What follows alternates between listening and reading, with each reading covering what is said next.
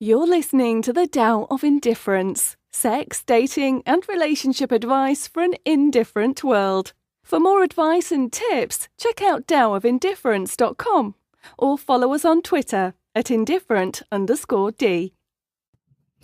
Hello, listeners, and welcome to episode 8. Today's topic is how to survive a breakup. I've got 9 tips for you, and I'm hoping that they'll help you survive a breakup or your next breakup, and hopefully you don't have to go through any more breakups, but just in case you do, I've got you covered. So let's start off with the first tip, and that is to cut off contact with your ex. Now, why you want to cut off contact is really sort of to cool the relationship. I'm not sure what the circumstances were between you and your ex or why you broke up. And honestly, it doesn't matter. Unless you plan on getting back with someone, unless the breakup was a mistake, you really want to separate yourself from the we and become just you. Now, of course, there are people that you have to remain in contact with that you cannot cut off completely. And that's, if you're living with that person and you're moving out, obviously. If you have a child together, if you're going through a divorce, there's legal proceedings that you have to go through with this person, or you have mutual friends, yes, you do have to remain in contact with them, but you can cut someone off emotionally, and also you want to avoid having too much contact with them. But when you cut them off emotionally, what you're going to do is be cordial and professional with them. The way that you would treat a coworker who you despise is how you want to treat your ex when you see them. Hello, nice to see you. Nothing more than cordiality and courtesy. Keep them on ice. You want to treat them coolly, and then from there, you sort of distance yourself from that relationship, and the distance is really going to help. The next step is to stop talking about the relationship that was. A relationship is different from the day you start until the day you end, and in the middle, it's all different. So you really need to stop talking about and thinking about the good old days of, oh, my ex was so great, they did this and they did that, and they were so amazing. They weren't that amazing because things didn't work out one way or the other. No matter whose fault it is, it didn't work out, and you really need to not dwell on the relationship that was amazing at some point. And you also need to not dwell on the relationship that was terrible the entire time. You want to just not talk about it unless you need to. And speaking of talking about it, what you want to avoid doing is talking about your relationship on social media. A lot of people tend to go on Facebook or Twitter and sort of put a blast out about their relationship. Personally, I don't ever put my relationship status on Facebook.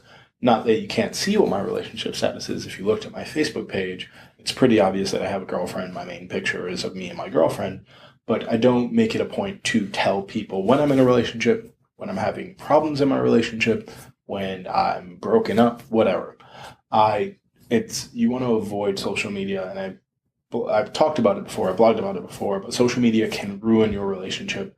And it can also ruin your happiness when you have been broken up with or you have broken up with someone. You tell your close friends, but you don't have to tell your mom's aunt who Facebook friended you or your coworker.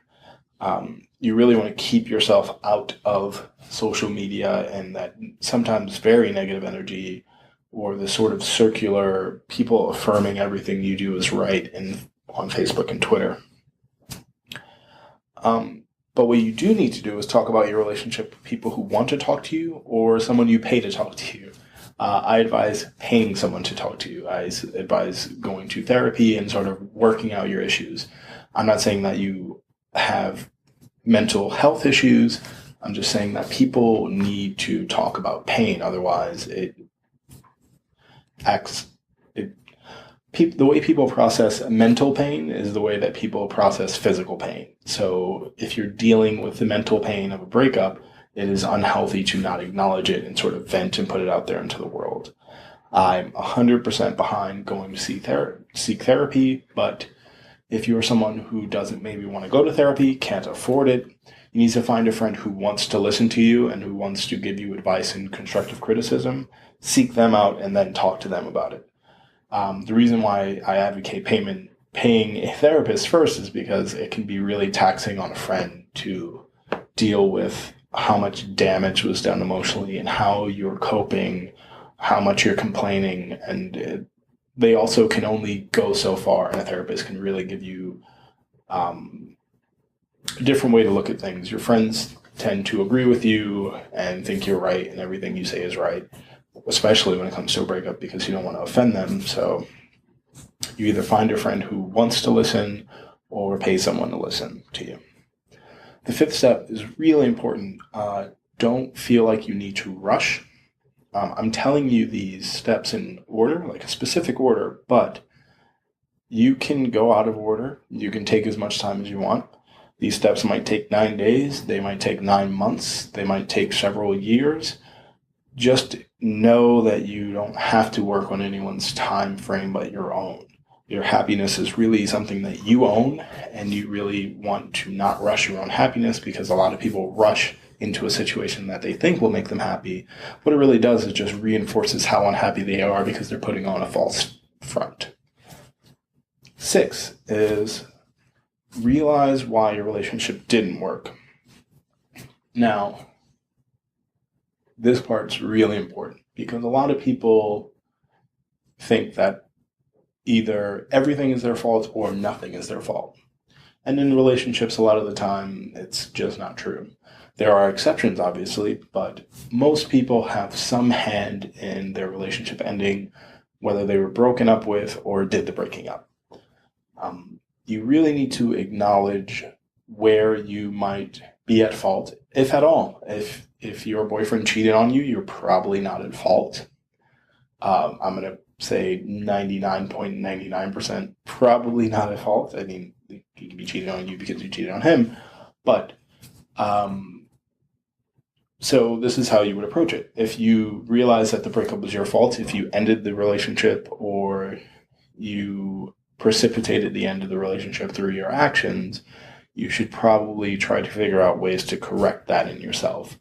If you're someone who never spent time with your significant other, maybe now's the time to figure out, okay, the next person I date, I should devote time to this person the way that I would devote time to work or myself or whatever your extracurriculars are. You have to treat that person as a priority. If you're someone who was not at fault, say someone broke up with you out of the blue because they're moving away or found someone new or cheated on you or whatever, what you want to do is try to work on being able to find those qualities in someone and recognizing that maybe you don't necessarily attract these types of people, but people have these traits, and you need to figure out a way to early on detect if this is someone who will have similar lifestyle choices. Or, a good example is someone who unexpectedly moves away. Generally, these people who move away suddenly don't just move away suddenly. There's sort of warning signs there. This is someone who's sort of flaky and not really on the up and up and sort of shady and keeps a lot of their lies hidden. It's a character trait. No, people don't just pick up and leave. It's something in their character where they tend to abandon things or they tend to not complete things. And that's just an example, but you need to be able to realize that, okay, I know that I've dated someone who does this behavior that I don't like and I don't want to experience again. So how do I recognize it in the future? And really work on building that sort of skill set. Now, when you're ready to start dating, again, take it slow. Don't rush. You don't need to be the person that as soon as you meet someone new after your last relationship, you dive right into a relationship. I'm not saying that you don't want to do that. Sometimes you do meet that special someone immediately after the person who really just tore your heart out. But you also have to know that that person doesn't have to be that special someone. Sometimes you date someone because they're nice and fun and they make you feel good and you have no future with them, but you know that you enjoy your time with them and you're not rushing into anything, and maybe it will develop into something, or maybe it won't develop into anything. Point is, don't run into a relationship. That's the worst thing that you could do after a relationship ended. You really want to take your time and really pace yourself. Maybe you want to date multiple people. That's fine. Don't rush into a relationship unless you're absolutely certain. You can move quickly into a relationship, but don't rush. There's a difference. If you find that you are really connecting with someone over a short period of time and things are progressing how they would normally, but just quicker, that's fine. If you're forcing the connection and you're drawing conclusions about someone without any evidence, this man's great. Well, why is he great? Well, he's great because I like him. Well, why do you like him? I like him because he's great.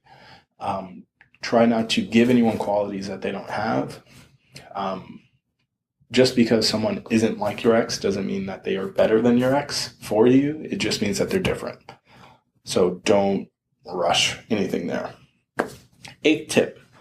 If you find someone new and you connected with someone new, remember that they have a clean slate. And what I mean is, whatever happened between you and your ex, or however many exes, because you might have had a breakup and gotten into another relationship and had a breakup, and you may have become a serial monogamist. Excuse me. You may be a serial monogamist who has several breakups, and you really have never dealt with the core one. So what you want to do is give whoever you're dating the clean slate. You start dating them. They are not the same person that you were dating. They're not anyone else but who they are. So any behaviors that you assume that people have, you can't assume they have. Now, of course, I say to try to recognize behavior. That's fine. But until someone proves you right, if you're, again, to go back to my example of the flaky person who just leaves your city, if you are dating someone and they seem sort of flaky, but they haven't flaked on anything yet, that's fine. If they end up flaking on a date, warning sign. If they flake on serious plans like meeting a parent or going on a trip or anything like that, that would be not just your warning sign, but your red flag. But if they just seem flaky and they never bail on you and you can always depend on them, give them the benefit of the doubt up until they prove you wrong. And finally, the 9th tip, which is my favorite tip. Sometimes you just have to get under somebody before you can get over the last person. I, of course, always advocate safe sex, but if you are finding that the easiest way for you to get over your ex is to jump straight to number 9 and work backwards, by all means, go for it. As long as you're using protection, you're being safe, do what makes you happy. It's pretty common for people to go on a post-relationship rampage, if you will. So don't feel bad. Just be safe. Take precautions, please. And try to find happiness and closure the way you want to. And that's all I got for today. This was a quickie, but I figured I'd end with number 9 since it's a quickie. I hope these are helpful and good luck out there. Bye.